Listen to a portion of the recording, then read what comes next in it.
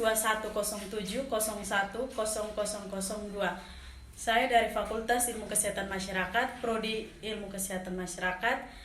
Di sini saya akan menjelaskan 4 materi, yaitu yang pertama KLB atau wabah, yang kedua pengukuran epidemiologi, yang ketiga screening epidemiologi, yang keempat desain penelitian.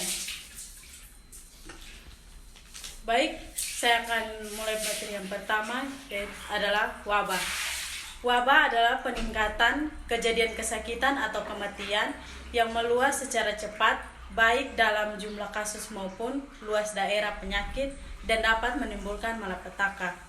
Yang berikut, kejadian luar biasa atau KLB adalah timbulnya suatu kejadian kesakitan atau kematian dan atau meningkatkannya suatu kejadian kesakitan atau kematian yang bermakna secara epidemiologis pada suatu kelompok penduduk dalam kurun waktu tertentu.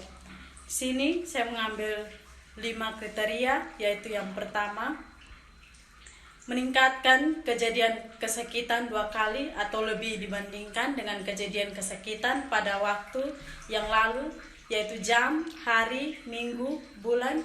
Yang kedua, meningkatkan angka 2 kali atau lebih waktu yang sama dibandingkan dengan rata-rata per bulan. Yang ketiga, adanya kasus kesakitan dari penyakit yang sebelumnya tidak ada atau tidak dikenal. Yang keempat, timbulnya suatu penyakit menular yang sebelumnya tidak ada atau tidak dikenal.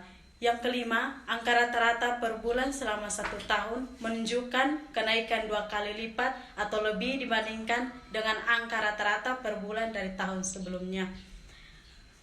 Baik, kita akan masuk di sini. Kita akan lihat di sini tabel maksimum minimum. Di sini saya mengambil contoh kasus pola maksimum dan minimum pada tahun 2000 sampai 2005, yaitu kasus diare. Maksimum pada Januari ada 10, minimumnya 1. Pada bulan Februari maksimumnya 8, minimumnya 2. Pada bulan Maret maksimumnya 12, minimumnya 2. Pada bulan April maksimumnya 9, minimumnya 4.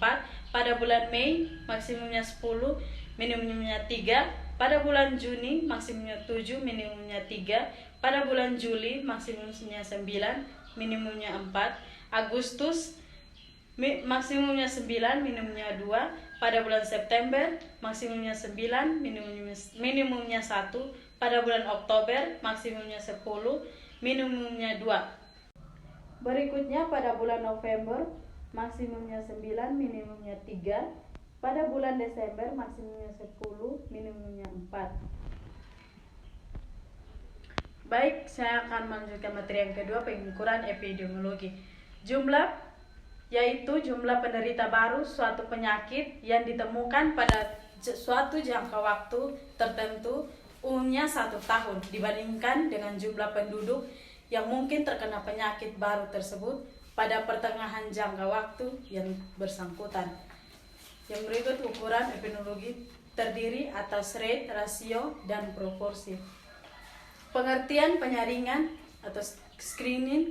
Penyaringan screening adalah suatu usaha mencari atau mendeteksi penderita penyakit tertentu, baik yang tampak gejala maupun yang tidak tampak, dalam suatu masyarakat atau kelompok tertentu melalui tes atau pemeriksaan yang secara singkat dan sederhana dapat memisahkan mereka yang sehat terhadap mereka yang kemungkinan besar menderita, yang selanjutnya hasilnya akan diproses melalui diagnosis dan pengobatan. Baik, materi yang berikut, desain penelitian epidemiologi deskriptif.